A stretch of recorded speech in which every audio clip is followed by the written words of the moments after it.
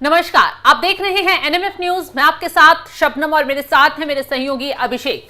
Los Angeles में भारी बवाल भड़क गया है। प्रदर्शनकारी सड़कों पर उतरकर आगजनी कर रहे हैं। बवाल इसलिए हो रहा है क्योंकि वहां से ट्रंप के एक फैसले के बाद अवैध प्रवासियों को खदेड़ा जा रहा था, उन्हें गिरफ्तार बड़े लेवल पर किया जा रहा था। ऐसे में अब जो प्रदर्शनकारी थे वो इतने उग्र हो गए कि एप्पल स्टोर को लूट लिया और वहां की मेयर को वहां पर कर्फ्यू लागू करना पड़ा और ट्रंप ने वहां सेना को उतार दिया। मतलब जो ट्रंप पूरी दुनिया में शांति की अपील करते घूम रहे हैं, चारों तरफ जो दो देश युद्ध की कगार पर खड़े हैं, वहां शांति की अपील कर रहे हैं, वो ट्रंप अपने ही घर में बुरी तरह फंस गए हैं और बवाल को शांत नहीं करवा पा रहे हैं। और इस बवाल को भड़कता देख ट्रंप जो है दूसरे देश की यात्रा पर निकल लिए हैं। उनकी तस्वीरें कुछ वायरल हुई थी जिसमें वो प्लेन पे चढ़ते हुए लड़खड़ाते हुए नजर आए। हालांकि अब वो कहा जा रहा है कि ये जो बवाल है अवैध प्रवासियों वाला पूरे अमेरिका में धीरे धीरे बढ़ता जा रहा है। तो अभिषेक, जिस तरीके से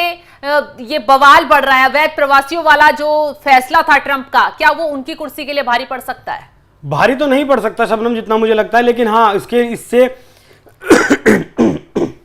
उनके लिए फायदा जरूर हो सकता है। फायदा देखिए किस तरीके से, जब चुनाव प्रचार में ट्रंप आए थे तो उन्होंने कहा था कि जितने भी अवैध प्रवासी हैं उन्हें मैं बाहर निकालूंगा। ट्रंप ने एक आंकड़ा दिया था, क्या दिया था कि मैं हर साल अवैध प्रवासियों पर जो कार्रवाई की जाएगी उसमें हर साल लगभग 1 मिलियन लोगों को, मतलब 10 लाख लोगों को मैं बाहर निकालूंगा देश से।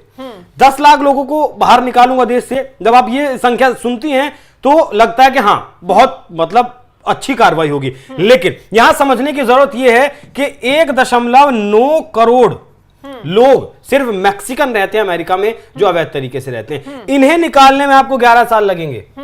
बाकी ओवरऑल की अगर बात करें तो लगभग 2.5 करोड़ अवैध तरीके से आए हुए लोग रहते हैं। अब देखिए शबनम, कोई सा भी देश हो, कोई नहीं चाहता कि उसके यहां अवैध लोग आए, अवैध तरीके से लोग आए, उनकी सड़कों को वो जलाएं, उनके देश में हिंसा करें, इस तरीके से लूटपाट करें, आगजनी करें, कोई नहीं चाहता। हाँ, लेकिन अभिषेक, वहां की मेयर जो है वो इनके साथ खड़ी है, वहां के गवर्नर जो है वो इनके साथ खड़े हैं, वो सीधा ट्रंप को ही तानाशाह करार दे रहे हैं। जो इस कार्रवाई पर वो अवैध प्रवासियों को लेकर साथ में खड़े तो नजर आ रहे हैं, वो तानाशाह भी कह रहे हैं और ये कह रहे हैं कि जो फैसला वहां सेना उतारने का ट्रंप ने किया है वो गवर्नर को पहले उसके लिए आगाह करना चाहिए, बिल्कुल आगाह उनको बताना चाहिए क्योंकि ये फैसला गवर्नर का होता। बिल्कुल। देखिए भारत और अमेरिका का जो संघीय ढांचा है ना, उससे आप समझिए वो मतलब लगभग समान है, सेम है। हालांकि अमेरिका के जो स्टेट्स की जो राज्य सरकारें हैं उन्हें ज्यादा स्वायत्तता दी गई है, इनके संविधान में ज्यादा शक्तियां दी गई है, पावर्स दी गई हैं भारत के मुकाबले।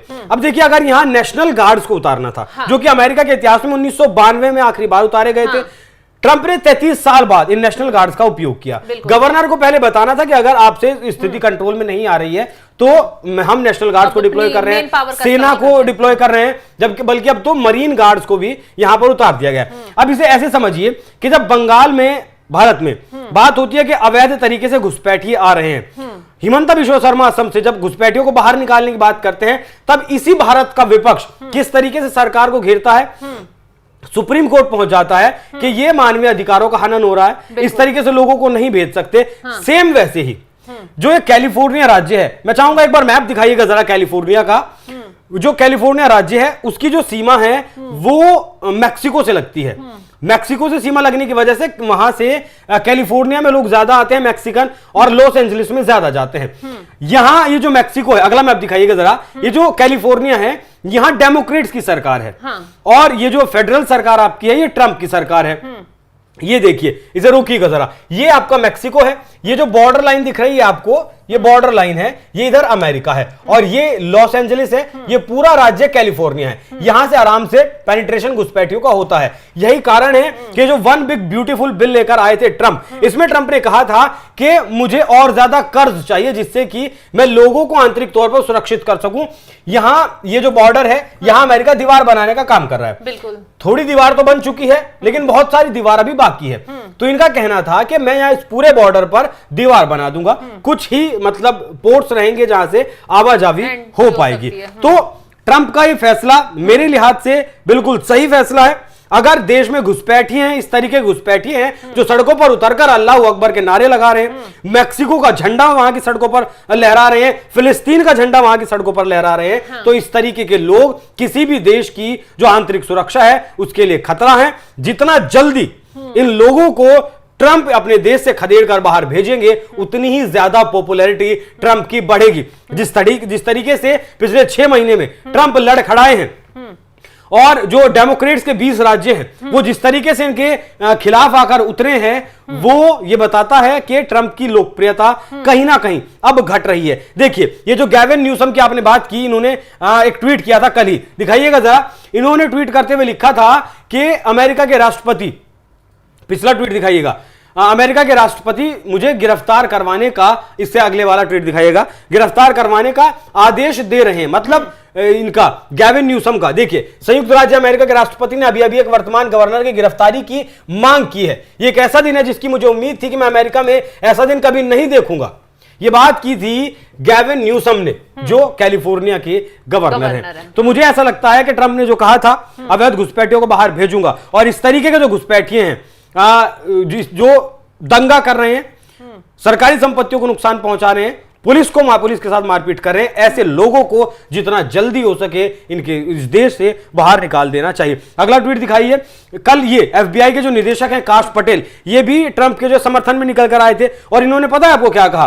बस इतना साफ कर दिया जाए कि एफबीआई को संविधान लागू करने के लिए किसी की अनुमति की जरूरत नहीं है। मेरी जिम्मेदारी अमेरिकी लोगों के प्रति है, राजनीतिक पंचलाइनों के प्रति नहीं। एलए अपराधियों द्वारा घेरे में है और हम कानून और व्यवस्था बहाल करेंगे। मैं आपसे पूछ नहीं रहा हूं, मैं आपको बता रहा हूं। मतलब ये सीधे तौर पर यहां के गवर्नर को, कैलिफोर्निया गवर्नर को ये कह रहे हैं कि नेशनल गार्ड्स को जरूरत होती होगी, मरीन कमांडोज को जरूरत होती होगी किसी के आदेश की, फोर्स को किसी के आदेश की जरूरत होती होगी, लेकिन एफबीआई को किसी के आदेश की जरूरत नहीं है, वो वहां एंट्री कर सकते हैं। अच्छा, मैं भारत के एग्जांपल से समझा रहा था, जिस तरीके से बंगाल में घुसपैठी आते हैं और जब उनके ऊपर कार्रवाई होती है तो किस तरीके से ममता दीदी मोदी सरकार के खिलाफ आकर बोलती है, ठीक वैसे ही है यहां। आप लगा लीजिए कि ट्रंप मोदी है और बाकी जो कुछ राज्य हैं वहां डेमोक्रेट्स की सरकार है, या कह दें कि विपक्ष की सरकार है। वो लोग इन लोगों को के चक्कर में अपना वोट बैंक यहां तैयार कर रहे हैं। मतलब इन लोगों को समझिए शबनम, यहां वोट डालने का अधिकार है। ये 1 करोड़ लोग वोट डालते हैं यहां वोट डालने के लिए ऐसा कोई पहचान पत्र की जरूरत तो नहीं होती, बस आप जो है वोट डालने के लायक होने चाहिए, आपकी उम्र तो नहीं होनी चाहिए, आप वोट डालते हैं। तो डेमोक्रेट्स का वोट बैंक है ये, डेमोक्रेट्स ने इन्हें बसाया है यहां, इन दंगाइयों को, इसलिए डेमोक्रेट्स ट्रंप के खिलाफ खड़े हैं। बिल्कुल। तो जैसे भारत में घुसपैठिए घातक बन रहे हैं, भारत की सुरक्षा को घात पहुंचा रहे हैं, ठीक वैसे यहाँ की ये अवैध प्रवासी जो हैं लॉस एंजलिस में बवाल कर रहे हैं और वहां की सुरक्षा के लिए घातक साबित हो रहे हैं। यही वजह है कि ट्रंप इन्हें खदेड़ने का काम कर रहे हैं, लेकिन वहां के गवर्नर जो हैं, वहां की मेयर जो हैं, उनके साथ खड़ी नजर आ रही है, जिससे बवाल बढ़ता जा रहा है। हालांकि ट्रंप का अगला कदम जो है वो अवैध प्रवासियों के लिए तबाही बनकर साबित होगा। फिलहाल इस खबर को लेकर आप क्या राय रखते हैं, कमेंट कर जरूर बताएं। और तमाम खबरों की अपडेट के लिए आप हमारे साथ जुड़े रहें। नमस्कार।